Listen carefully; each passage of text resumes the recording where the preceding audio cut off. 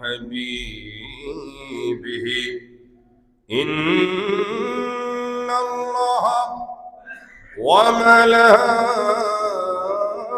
وملائكته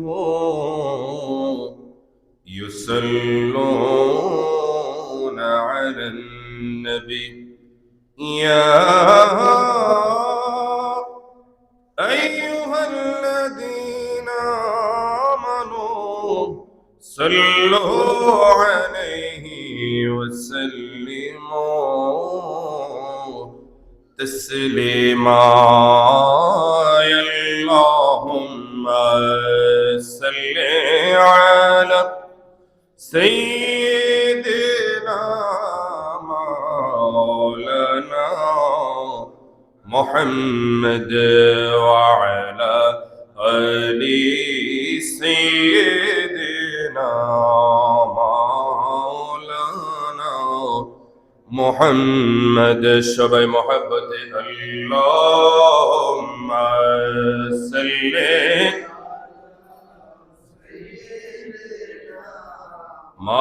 مولانا محمد وعلى آل سيدنا مولانا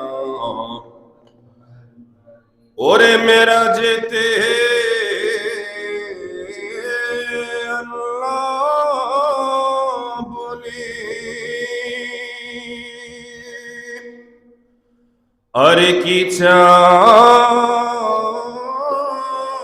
আমার হাবিবি আমার মায়ার নবী কেন্দে বলে রব্বি হাবলি উম্মতি আল্লাহুম্মা সাল্লি আলা সাইয়্যিদিনা মাওলানা মুহাম্মদ ওয়া আলা আলি সাইয়্যিদিনা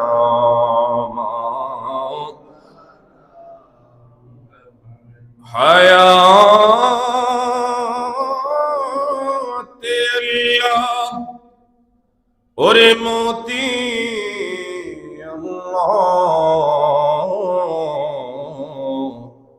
হরে কলবে আল্লাহ জবানে আল্লাহ জরে লা ইলাহা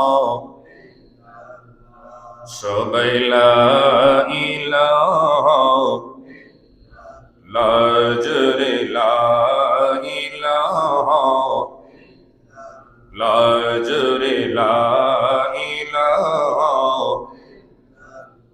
আলা ইলাহা ইল্লাল্লাহ সবাই লা ইলাহা লা ইলাহা ইল্লাল্লাহ লা ইলাহা ইল্লাল্লাহ লা ইলাহা ওরে দুই নয়নে দেখিলে নবী গো দুই নয়নে দেখিলে নবী গো জোরাই তো মনের জালা ইলাহা ইল্লাল্লাহ ও লা ইলাহা ইল্লাল্লাহ সবাই লা ইলাহা ইল্লাল্লাহ লা ইলাহা লা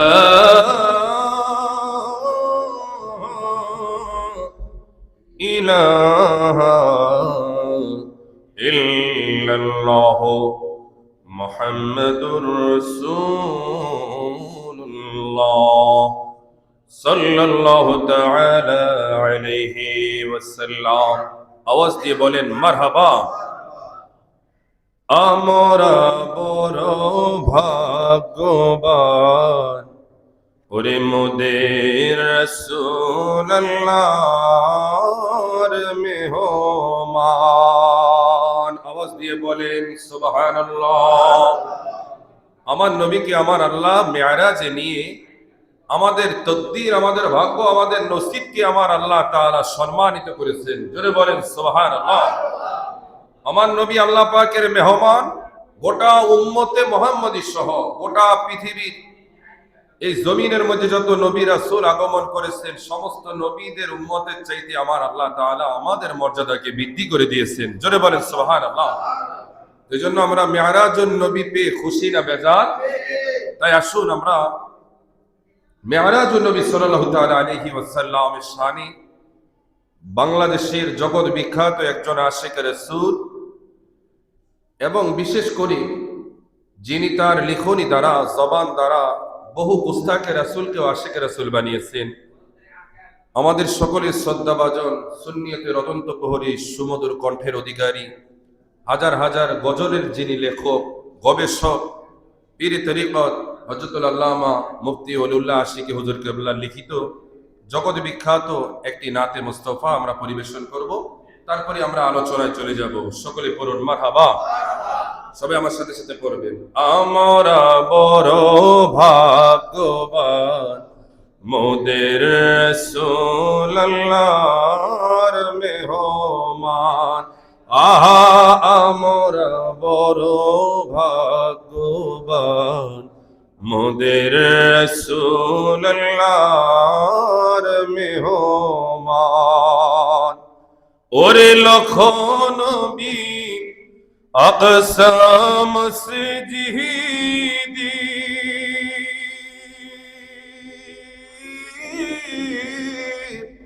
ওরে মোর নবীকে স্বাগতম বলে, বলেন না ইয়া রাসূলুল্লাহ। ওরে লক্ষ নবী আকসা মসজিদি,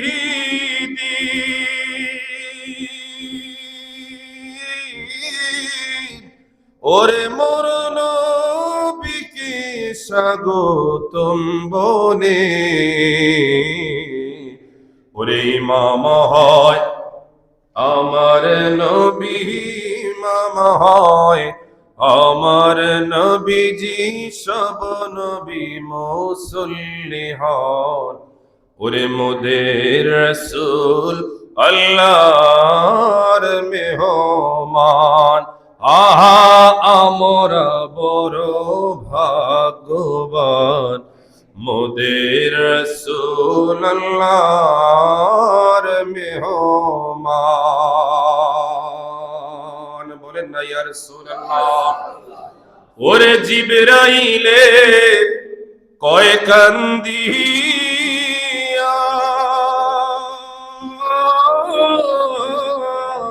ওরে আমার জি বলবেন গিয়া গো, আরে জিবরাইলে কয় কান্দিয়া,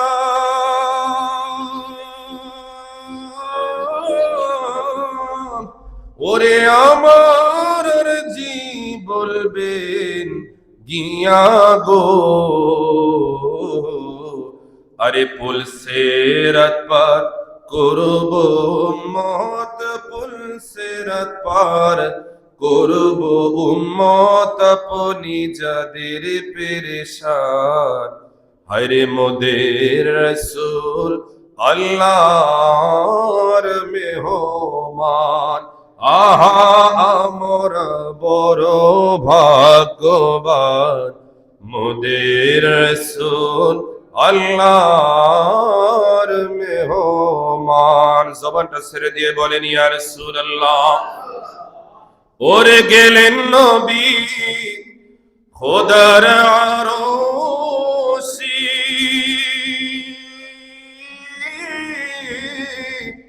ওরে আরশ বলে নবীর সকাশে, আরে গেলেন নবী খোদার আরশি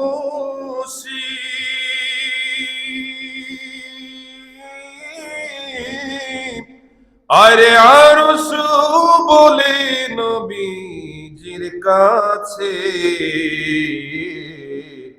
ইয়া রাসূলুল্লাহ জোতা মোবারকের ধুলি জোতা মোবারকের ধুলি আমার বুকে রেখে যান ওরে মোদের রাসূল আল্লাহর মেহমান আমরা বড় ভাগ্যবান মোদের রাসূল আল্লাহর মেহমান আমার নবীজি আল্লাহ পাকের বাড়িতে আমার আল্লাহ তাআলা আমার নবীকে বলি ইয়া রাসূলুল্লাহ ইয়া হাবিবাল্লাহ আমি আল্লাহ আপনাকে মসজিদে হারাম থেকে মসজিদ আকসা পর্যন্ত মসজিদে আকসা থেকে সাত আসমান সাত জমিন পাড়ি দিয়ে সিদরাতুল মুনতাহা পর্যন্ত বোরাকে সফর করিয়েছি বলেন না সুবহানাল্লাহ শুধু তাই নয় বোরাকে চাইতেও আরো দ্রুতগামী বাহনে করি রফরফে করে আমি আল্লাহ আপনি নবীকে আরশে আজিম পর্যন্ত পৌঁছেছি বলেন না সুবহানাল্লাহ এই আরশে আজিমের চাইতেও আরশে আজিম থেকে আস্তে আস্তে করে নূরের ৭০,০০০ পর্দা অতিক্রম করে আমি আল্লাহ তাআলার লা মকান যেই জায়গায় কোনো স্থান নাই বলেন না সুবহানাল্লাহ এমন কাছে আমি আপনাকে নিয়ে এসেছি গো যতটা হচ্ছে তীর এবং ধনুকের মধ্যবর্তী যতটুকু দূরত্ব আমার আল্লাহ ও তার হাবিবের মধ্যে এতটুকু দূরত্ব ছিল বলেন না সুবহানাল্লাহ ওই সময় আমার আল্লাহ বলে ইয়া রাসূলুল্লাহ ইয়া হাবিবাল্লাহ নবী গো ও মায়ার নবী গো আপনি আজকে আমি আল্লাহর কাছে যা চাইবেন আমি আল্লাহ আজকে ওয়াদা দিলাম গো আমি আল্লাহ আপনার সমস্ত ওয়াদা পূরণ করব বলেন না সুবহানাল্লাহ আমার নবীকে আমার আল্লাহ চাওয়ার জন্য অর্ডার দিলেন আল্লাহ বলে শায়ের বলতেছি আরে আল্লাহ বলে ওরে দোস্ত আমার ওরে আরজি যত শুনবো তোমার গো হায় রে আল্লাহ বলে ওরে দোস্ত আমার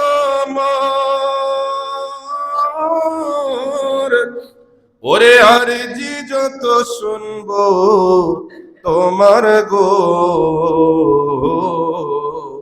ওরে যা চাইবে তা পাইবে যা চাইবে তা পাইবে করব না কো অপমান হায়রে মোদের রাসূল আল্লাহর মেহমান আমরা বড় ভাগ্যবান মোদের রাসূল আল্লাহর মেহমান আমার আল্লাহ যখন বললেন হাবিব আজকে আপনি আমি আল্লাহর কাছে যা চাইবেন সব চাওয়া আমি পূরণ করব আপনার ওয়াদা পূরণ করব এবার আমার নূরের নবী মায়ার নবী আমার আল্লাহর কাছে চাই কি চাই শায়ের বলে ওরে আল্লাহ বলে ওরে আমার নূরের নবী আল্লাহ পাকের দরবারে আরজি পেশ করি এত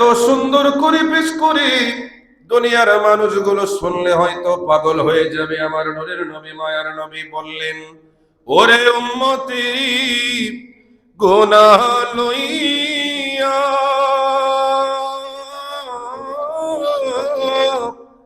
ওরে খোদার কাছে কয় কান্দিয়া গো ওরে উম্মতেরি গুনাহ লইয়া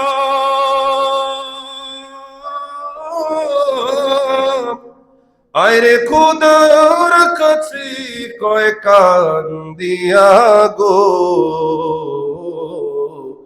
ওরে উম্মতেরে জান্নাতে দিয়া, উম্মতেরে জান্নাতে দিয়া শান্তি দাও হাবিবের প্রাণ। ওরে মোদের রাসূল আল্লাহর মেহমান, আহা আমরা বড় ভাগ্যবান। মোদের রাসূল আল্লাহর মেহমান। আওয়াজ দিয়ে বলেন ইয়া রাসূলুল্লাহ। আমার ভাইয়েরা, বন্ধুরা, আমার ভূমিকায় গেলাম না, সরাসরি ঢুকে গেলাম। আমার আল্লাহ তাআলা তার হাবিবকে মেরাজে নিয়ে গেলেন। নবীজি মেরাজ থেকে ফিরে আসলেন। মেরাজ থেকে ফিরে আসার পরে নবীজির জার্নিটা হয়েছিল নবীজির প্রিয় চাচাতো বোন হযরতে উম্মে হানির ঘর থেকে। বলেন না সুবহানাল্লাহ। নবীজি যেই সময় মেরাজে যাচ্ছিলেন, জিবরাইল যেই সময় নূরের নবী মায়ার নবীকে নিয়ে গেলেন, ওই সময়টায় আমার নূরের নবী মায়ার নবী উম্মে হানির ঘরে আরাম করছিলেন। শুধু তাই নয়, আরেক বর্ণনায় পাওয়া যায় নবীজি ওই সময় উম্মে হানির ঘরে ওযু করতেছিলেন। বলেন না সুবহানাল্লাহ। ওই মেরাজে যাওয়ার প্রতি উম্মে হানির ঘর থেকে দরজা দিয়ে যখন বের হয়, নবীজির নুরানি মাথা মোবারক দরজার সিটকারিতে লেগে ওই সিটকারিটা ঝুলন্ত ছিল। নবীজি মেরাজ থেকে আসলেন, আসার পরে দেখতেছে যেই সিটকারিটা ঘুরতেছে এটা এখনো ঘুরতেছে। বলেন না সুবহানাল্লাহ। নবীজি যেই জায়গায় মেরাজে যাওয়ার জন্য ওযু করেছিলেন, নবীজি এসে দেখলেন ওযু মোবারকের পানি এখনো গড়িয়ে গড়িয়ে জমিনের উপর থেকে নিচের দিকে পড়তেছে। এই মাসালা দ্বারা প্রমাণ হয় যেই জায়গায় ওযু করা হবে ওই ওযুর জায়গার স্থানটা একটু পানি পড়ার চাইতে একটু উঁচু হবে। বলেন না সুবহানাল্লাহ। নবীজি আবার বিছানায় যখন গেলেন গো, গিয়ে দেখলেন বিছানাটা এখনো আগের মতোই গরম রয়েছে। আরে কি আশ্চর্যের বিষয়, অবাকের বিষয়! নবীজি মেরাজ করলেন 27.5 বছর, আল্লাহর দরবারে 90,000 কালাম করলেন, মসজিদুল আকসা থেকে মসজিদে হারাম গেলেন। প্রথম আসমান, দ্বিতীয়, তৃতীয়, চতুর্থ, পঞ্চম, ষষ্ঠ আসমানে বহু নবীর সাথে নবীজির সাক্ষাৎ হলো। প্রথম আসমানে হযরতে বাবা আদমের সাথে সাক্ষাৎ। বলেন সুবহানাল্লাহ। দ্বিতীয় আসমানে হযরতে ঈসা রূহুল্লাহ, হযরতে জাকারিয়া, হযরতে ইয়াহইয়া। তৃতীয় আসমানে হযরতে ইউসুফ নবীর সাথে সাক্ষাৎ। বলেন সুবহানাল্লাহ।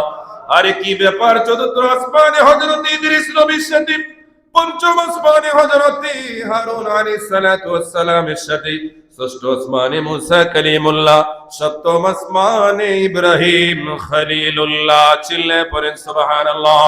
এই সপ্ত আসমানের উপরে যে বর্ডার সিদরাতুল মুনতাহা, এই গাছের এই বর্ডারের মধ্যে নূরের নবী মায়ার নবীর সাথে সফর সঙ্গী হযরতে জিবরাইল এবার দাঁড়িয়ে যায়। জিবরাইল আলাইহিস সালাতু ওয়াস সালাম বললেন, ইয়া রাসূলুল্লাহ, ইয়া হাবিবাল্লাহ, নবী গো, ও মায়ার নবী, দয়াল নবী, এই জায়গায় আমার শেষ জায়গা। আমি জিবরাইল এই জায়গা থেকে এক কদম সামনে যেতে পারবো না। ইয়া রাসূলুল্লাহ, ইয়া হাবিবাল্লাহ, বরাকের ক্ষমতা এই জায়গায় শেষ। আপনি নবীকে নেওয়ার জন্য আমার আল্লাহ বরাকের চাইতে আরো দ্রুতগামী রফরফ পাঠাচ্ছে। বলেন না সুবহানাল্লাহ। একটু মহব্বতে ইয়া রাসূলুল্লাহ। শায়ের বলেন, আরে সিদরাতুল মুনতাহা সারি,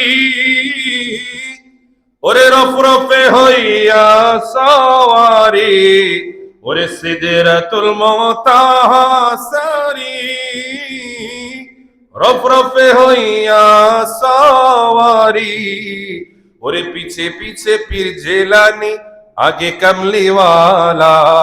ইয়া রাসূলুল্লাহ, ইয়া হাবিবাল্লাহ, ইয়া রাসূলুল্লাহ, লা ইয়া হাবিবাল্লাহ রে মেরাজে যায় খোদার হাবিব নবী কমলি ওয়ালা মেরাজে যায় খোদার হাবিব নবী কমলি ওয়ালা ইয়া রাসূলুল্লাহ ইয়া হাবিবাল্লাহ ইয়া রাসূলুল্লাহ ইয়া হাবিব ওরে ইচ্ছে করলে মায়ার নবী আরে থাকতে পারতেন আরো পরে বলেন না ইয়া রাসূলুল্লাহ ওরে ইচ্ছে করলে নূরের নবী আরে থাকতে পারতেন আরো পরে আরে উম্মতেরই মায়ায় নবী উম্মতেরই মায়ায় নবী শুয়ে আছে মদিনায় ইয়া রাসূলুল্লাহ ইয়া হাবিবাল্লাহ ইয়া রাসূলুল্লাহ এবার আমার নূরের নবী মায়ার নবীকে নেওয়ার জন্য রফরফ আসলেন জিবরাইল বিদায় বরাত বিদায় রফরফে চলে নবীজি আরশে আজিমে গেলেন বলেন সুবহানাল্লাহ আরশে আজিমে যাওয়ার পরে গো নূরের নবী মায়ার নবীজি জুতা মোবারক খোলার জন্য ইচ্ছে পোষণ করলেন কারণ ওই সময় নবীজির হযরতে মুসা কালিমুল্লাহ আল্লাহর সাথে দিদারের কথা স্মরণ হয়ে গেল আমার নূরের নবী মায়ার নবীজি চিন্তা করলেন মুসা কালিমুল্লাহ আল্লাহর সাথে দিদারের জন্য যখন তুর পাহাড়ে যায় মুসা নবী অন্য দিনের মতো জুতা পরে যায় আমার আল্লাহর পক্ষ থেকে আওয়াজ আসলো মুসা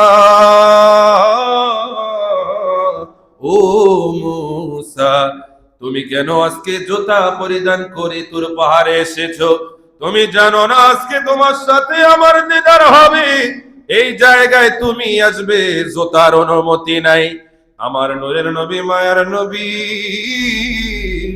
ওই কথা চিন্তা করে নবীজি জুতা মোবারক খোলার জন্য ইচ্ছে পোষণ করলেন কিন্তু আমার আল্লাহ বললেন ইয়া রাসূলুল্লাহ ইয়া হাবিবাল্লাহ নবী গো ও মায়ার নবী দয়াল নবী আপনি নবীর জুতা মোবারক খোলার জন্য আপনাকে আমি আল্লাহর আরশে আজিমে আনি নাই আপনাকে আরশে আজিমে নিয়ে এসেছি আপনি নবীজির জুতা মোবারকের ধুলো দিয়ে আরশে আজিমকে ধন্য করার জন্য চিল্লায়ে পড়েন আল্লাহু আকবার আরশে আজিম কি সৃষ্টি করার পরে আরশে আজিম থরথর করে কেঁপেছিল আর আমি আল্লাহর দরবারে ফরিয়াদ করেছিল আল্লাহ যেই নবীর নূর মোবারক দ্বারা আমি আরশে আজিমকে বানাইলা ওই নবীজি আমি আরশে আজিমে কদম না দেওয়া পর্যন্ত আমি আরশে আজিম ঠান্ডা হব না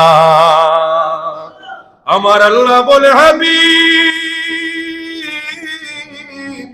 ও বন্ধু আমার আজকে মেরাজের রজনীতে আপনাকে আরশে আজিমে এনে আমি আল্লাহ আরশে আজিমের দরখাস্ত কবুল করে নিলাম বলেন না সুবহানাল্লাহ নবীজি আরশে আজিমের চাইতে আরো সামনে গেলেন নূরের ৭০,০০০ পর্দা অতিক্রম করে আমার আল্লাহর নিকটে গেলেন বিশাল আলাপ হলো এমন আলাপ ৯০,০০০ কথা বলেন না সুবহানাল্লাহ কত হাজার সবাই বলেন কত হাজার ৯০,০০০ কালাম হলো উম্মতের সকল বিষয়ে ফয়সালা হলো ফিরতি পথে আমাদের জন্য নবীজি নামাজ নিয়ে আসলেন প্রথম ছিল ৫০ কমাতে কমাতে বাঁচলো কত ৫ ওয়াক্ত বলেন না সুবহানাল্লাহ কিন্তু আমার আল্লাহ বলে আপনার উম্মত যদি এই ৫ ওয়াক্ত সালাত যদি তারা আদায় করে মান জা আবিল হাসানাতি ফালাহু আশরু আমসালিহা এই ৫ ওয়াক্ত সালাতের বদলা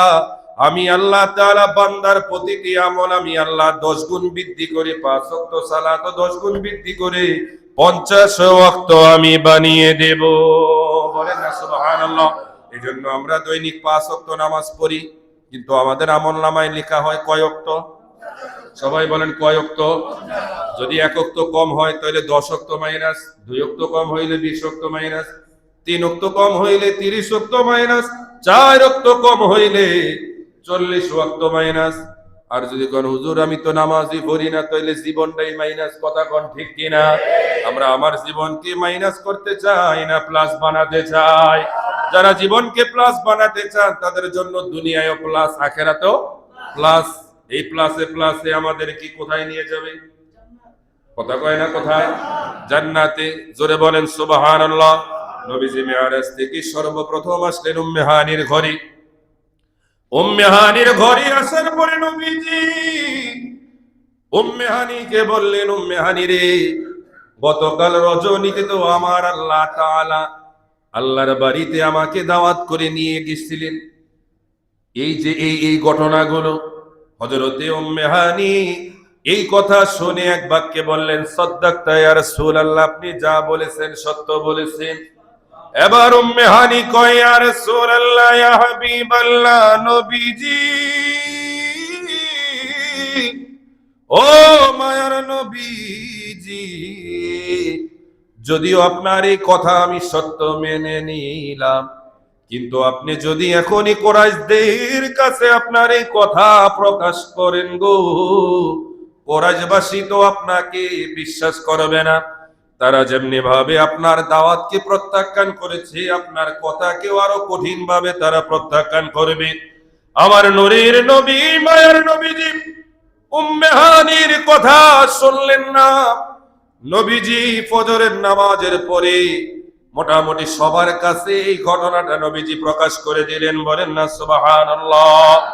ইমামে বাইহাকির বর্ণনার মতে গো, ইমামে বাইহাকি তিনি বলতেছেন, নবীজির কথা প্রকাশ পাওয়ার পরে আবু জাহেলের কানে যখন সর্বপ্রথম মেরাজের কথা গেল, আবু জাহেল তিনি মানুষের মাঝে চিৎকার করে বলতে লাগলেন, লোকেরা শুনছনি, আমি তো মুহাম্মদ রে পাগল বলতাম, তোমরা তো বিশ্বাস করতে না।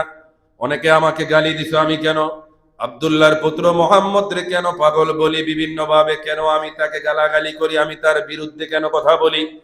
আজকে এটার সত্যতা তোমরা প্রমাণ পাবে। কি হয়েছে আবু জাহেল? আরে আব্দুল্লাহর পুত্র মুহাম্মদ নাকি গতকাল রজনীতে সে নাকি আল্লাহর সাথে দিদার করেছে, মসজিদে হারাম থেকে মসজিদ আকসা পর্যন্ত নাকি ভ্রমণ করেছে। এটা কি কোনো কথা? মসজিদে হারাম থেকে মসজিদুল আকসা পর্যন্ত ভ্রমণ করতে নিম্ন 1 মাসের প্রয়োজন, যাইতে 1 মাস, আসতে 1 মাস, 2 মাসের এই পথ সে নাকি 1 রাতে অতিক্রম করেছে। আরে এটা তো কোনো সুস্থ মানুষের কথা নয়, এটা তো পাগলের কথা। এমন কথাও হইতে পারে, এমন কথাও মানুষ বলতে পারে, তাইলে বুঝছো আমি আবু জাহেল সত্য না মিথ্যা? আবু জাহেল এই বলে লোকজনদেরকে তিনি উস্কাতে লাগলেন, মানুষের মাথা আরো খারাপ করতে লাগলেন। আমার নবীজিকে ছোট করার জন্য মানুষের দ্বারে দ্বারে গিয়ে নবীজির শানে বেয়াদবি করতে লাগলেন। ওই সময় জুবাইর ইবনে মুতআম ইসলাম গ্রহণের আগে তিনি বলেন, হে মুহাম্মদ, যদি তুমি মসজিদে হারাম থেকে মসজিদুল আকসা পর্যন্ত এত বড় লম্বা পথ যদি তুমি অতিক্রম করে থাকো, তাহলে তো তুমি মসজিদে হারাম থেকে মসজিদুল আকসা পর্যন্ত যাওয়ার পথে তোমার সাথে অনেকের সাক্ষাৎ হয়, সাক্ষাৎ হয়েছে, অনেক দলেরও সাক্ষাৎ হয়েছে, তুমি কি সবাইকে চিনবে নি? সবার পরিচয় কি তুমি দিতে পারবে? নবীজি বলেন, হ্যাঁ অবশ্যই পারবো। বলেন না সুবহানাল্লাহ। আমার নবীর স্মৃতিশক্তি কি আমাদের মতো না অনন্য? কোন তুলনা? কথা বলেন, কোন তুলনা নাই। বলেন না ইয়া রাসূলুল্লাহ।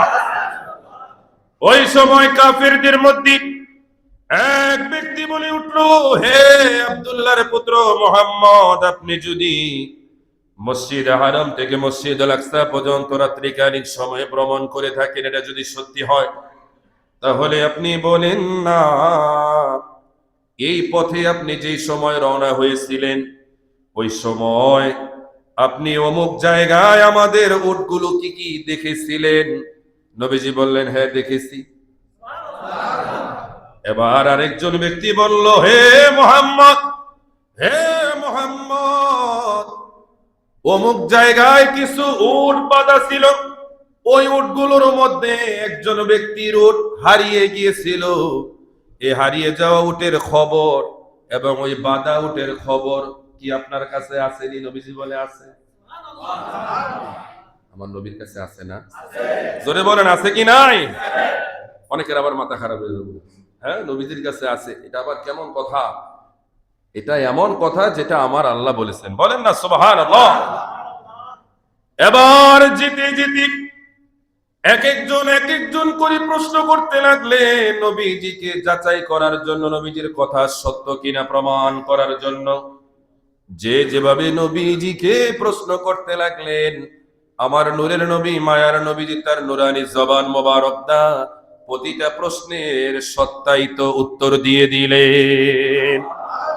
ইন দি মিন টাইমে নবীজি বললেন, হে কাফিরেরা, হে অস্বীকারীরা, বেদিনেরা, তোমরা শোনো, তোমরা যেই উটির কথা বলতেছো, যেই কাফেলার কথা বলতেছো, আমি নবীজি ঘোষণা দিয়ে দিলাম, আমি নবীজি ঘোষণা দিয়ে দিলাম, তারা অমুক দিন অমুক সকালে ওই কাফেলা সরাসরি এসে ওয়াদিয়ে সানিয়ায় পৌঁছাবে। ওয়াদিয়ে সানিয়া হচ্ছে মক্কাতুল মুকাররমার একটি উপত্যকা। ধরেন আগামীকাল ওয়াদিয়ে সানিয়ায় ওই কাফেলা এবং তার উটের দলেরা, উটের দল অথবা উটের বিশাল এই বহর, তারা ওই সময় সকালে এসে পৌঁছবে। বলেন না সুবহানাল্লাহ। এবার বলল, ঠিক আছে, তোমার কথা যদি সত্যি হয় তাহলে বুঝবো তুমি সত্য নবী, তোমার কথাও সত্য।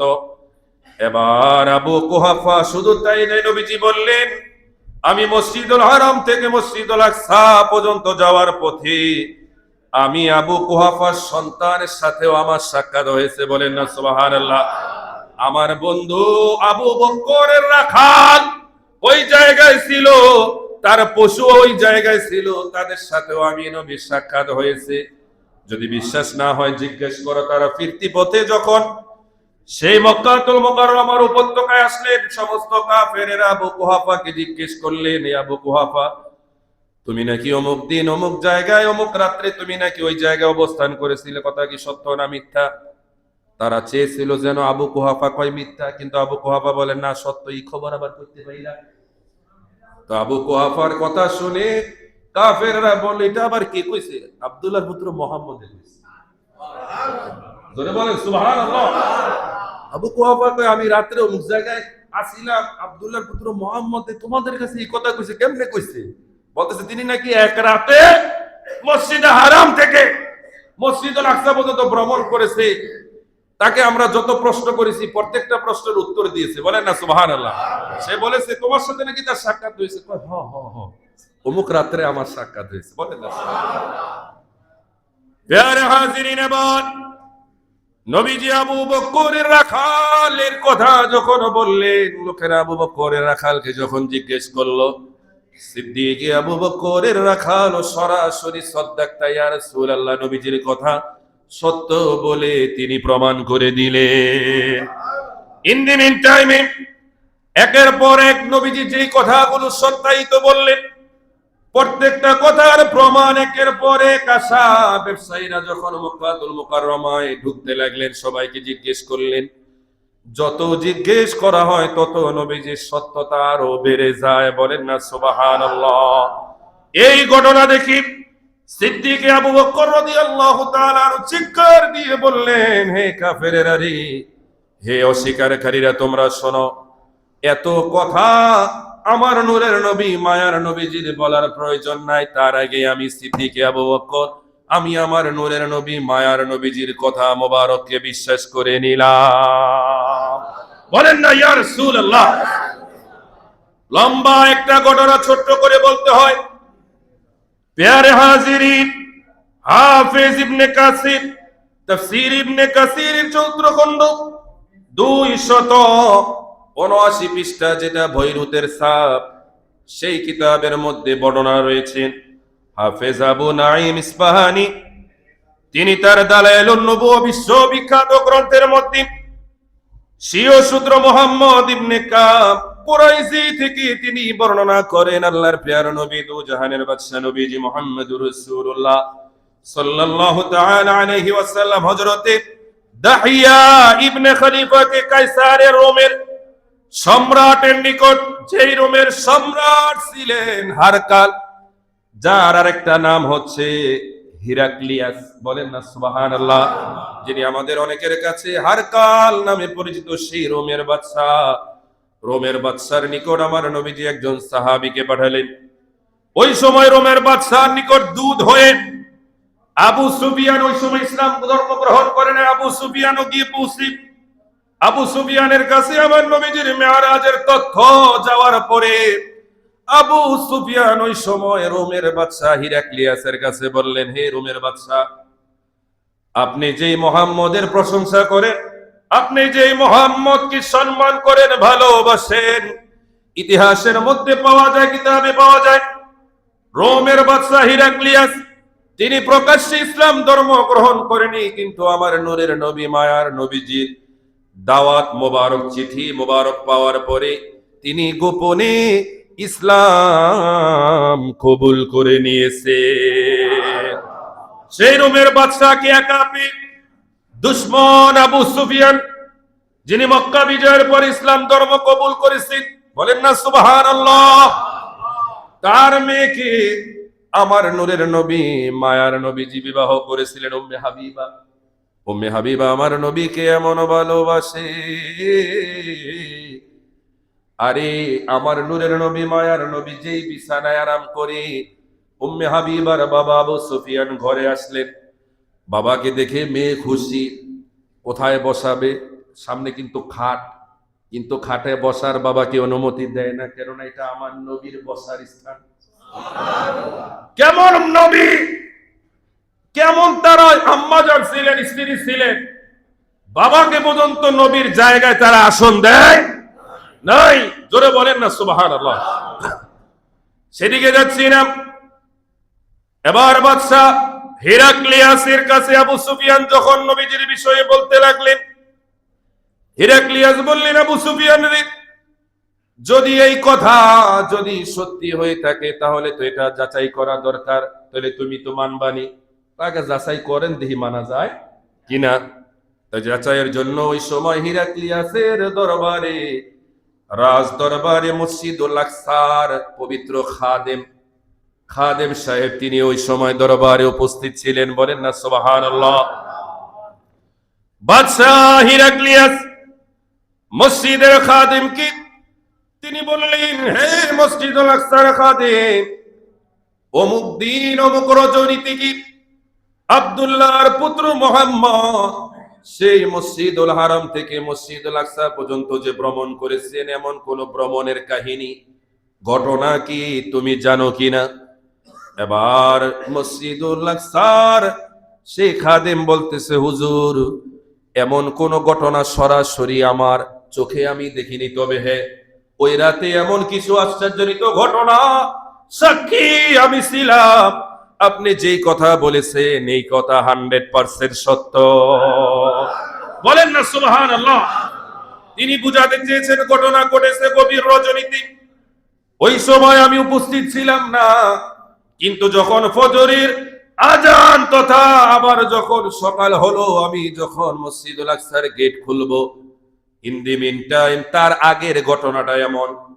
ওই খাদেম বলতেছে, হুজুর, প্রতি রজনীতে আমি প্রত্যেকটা মসজিদের চতুর্দিকের দরজাগুলো আমি সুন্দর করে বন্ধ করে দেই। ওই দিনও তাই করতেছিলাম।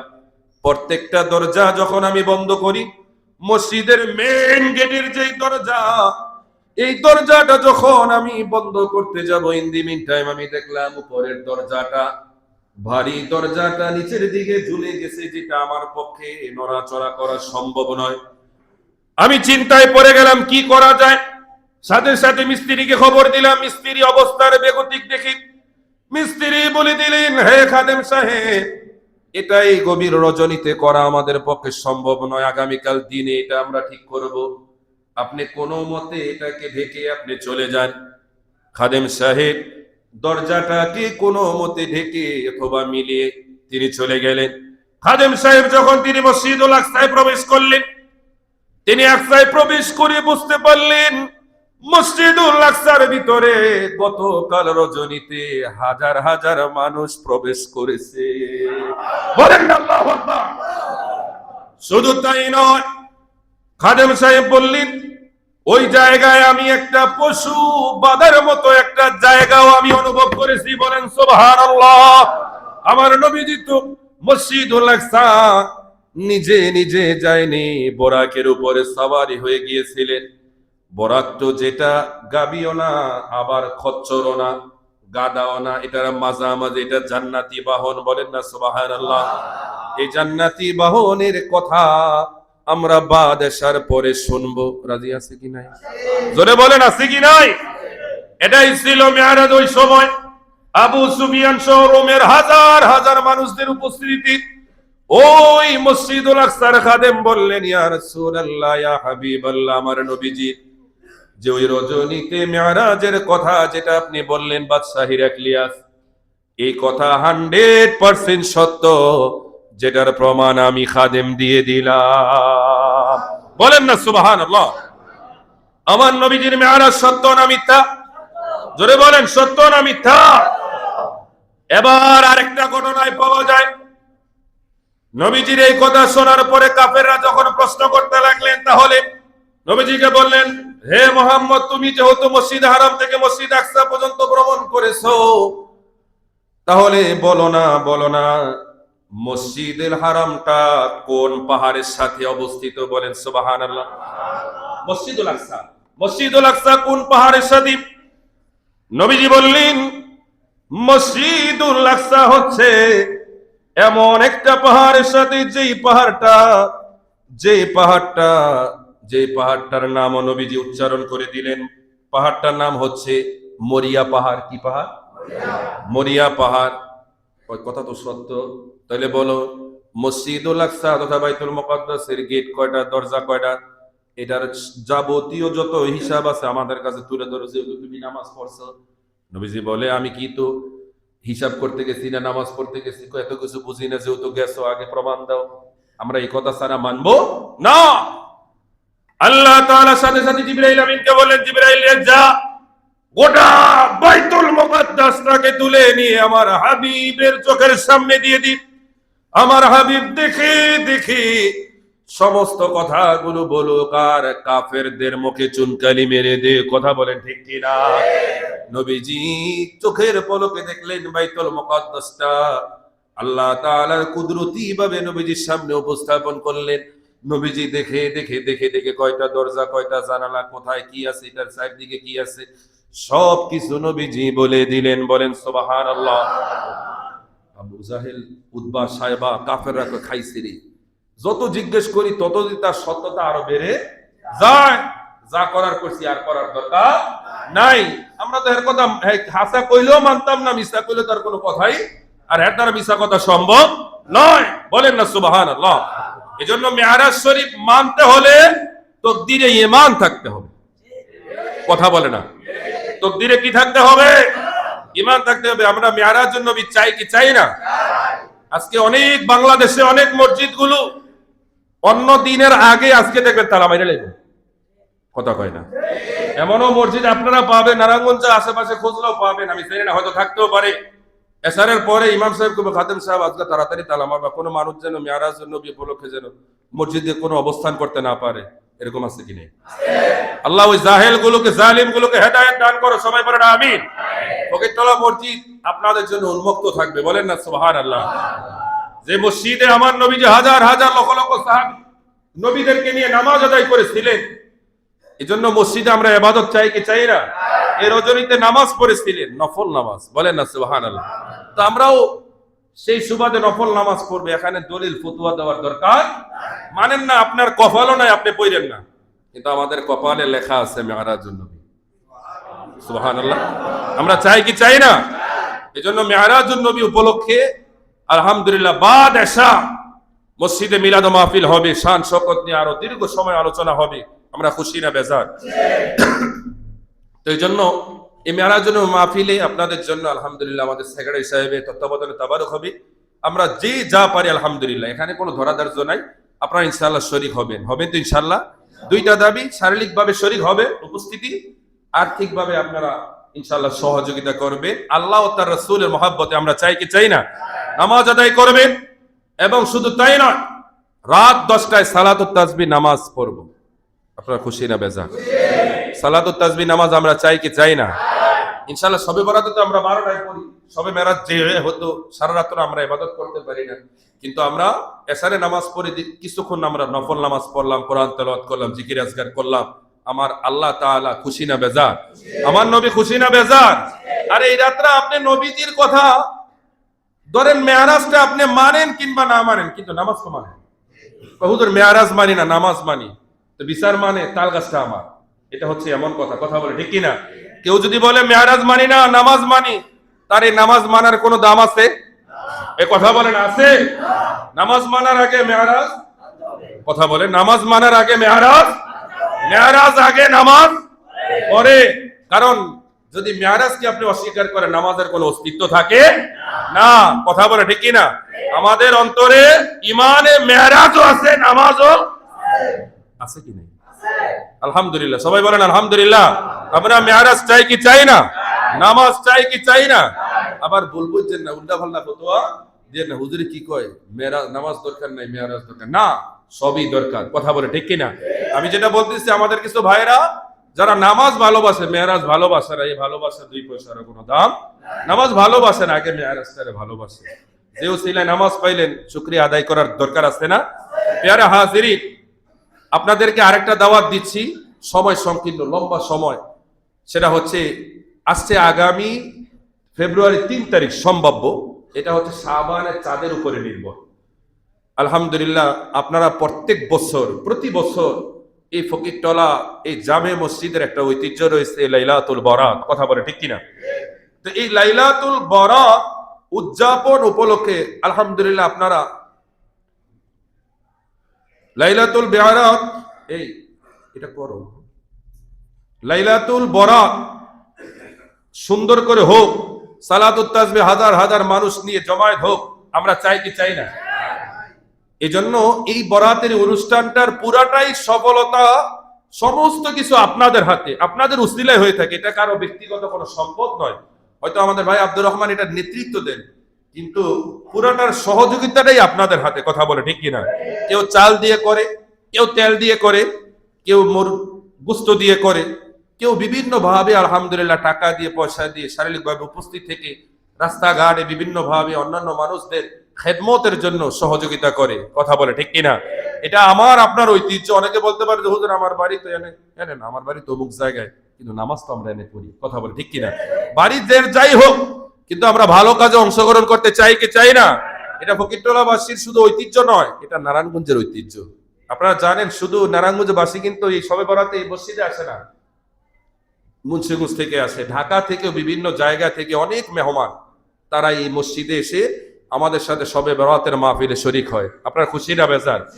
এই জন্য আমরা যারা স্থায়ী আছি, আমরা দূরের মেহমানদের সাথে সুসম্পর্ক বজায় রাখবো, তাদের সাথে আমরা ভালো ব্যবহার করব, তাদেরকে আমরা সর্বোচ্চ মূল্যায়ন করব, মেহমানদারি করব, চাই কি চাই না?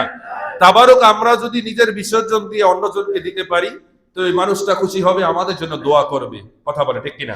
এজন্য শবে বরাত উপলক্ষে আলহামদুলিল্লাহ, আলহামদুলিল্লাহ ইতিমধ্যেই অনেকেই নাম প্রকাশ করেছেন, অনেকে আলহামদুলিল্লাহ ও আমাদের সাথে ওয়াদাও দিয়েছেন। এর মধ্যে আমাদের হাজী সুলতান মোহাম্মদ ডলার সাহেব, তিনি 2 বস্তা চালের অর্ডার দিয়েছেন। বলেন না সুবহানাল্লাহ। আমরা তার এই দানকে স্বাগতম জানাই। জোরে বলুন আলহামদুলিল্লাহ। কয় বস্তা? 2 বস্তা। এই চাল মানে পোলাওর চাল, যেটা করতে আমাদের বিরিয়ানির প্রয়োজন।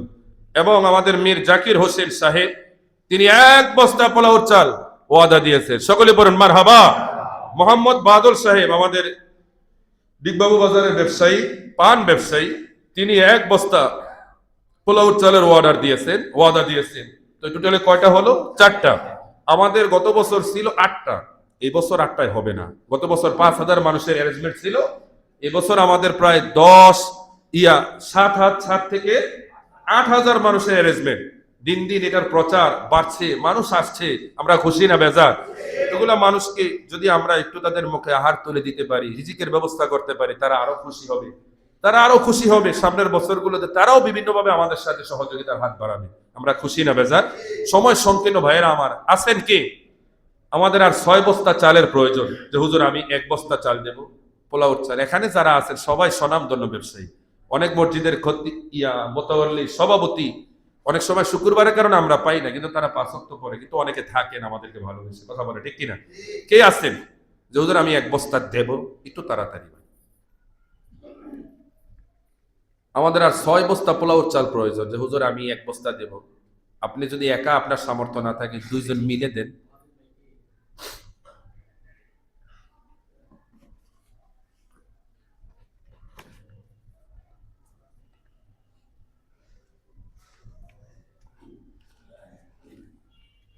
তার মাঝখানে 2টি দাওয়াত দিচ্ছি। একটি দাওয়াত হচ্ছে নারায়ণগঞ্জ অটো রিক্সা মালিক শ্রমিক ও আশেকানদের যৌথ উদ্যোগে খাজা গরিবে নওয়াজের 39তম উরুস মোবারক উপলক্ষে আলহামদুলিল্লাহ আগামী রবিবার আজিমুসান মাহফিল হবে। উক্ত মাহফিলে আমি গুনাহগার উপস্থিত থাকবো ইনশাআল্লাহ। আপনারা সবাই উপস্থিত থাকার চেষ্টা করবেন, আল্লাহ পাক কবুল করুক।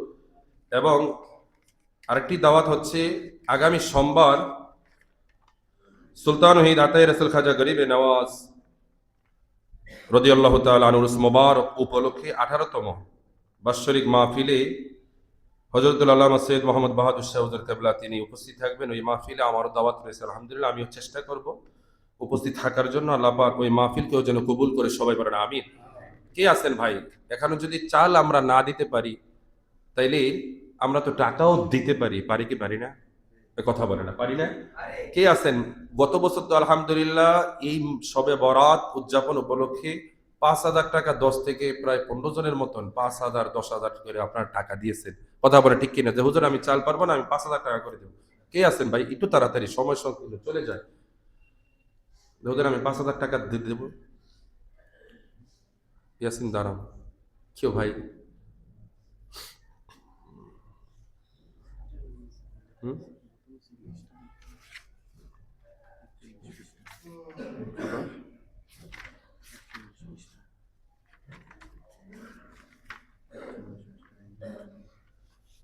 গত বছর তো অনেকেই আলহামদুলিল্লাহ দিয়েছেন, এই যে এখানে লিস্টে আছে।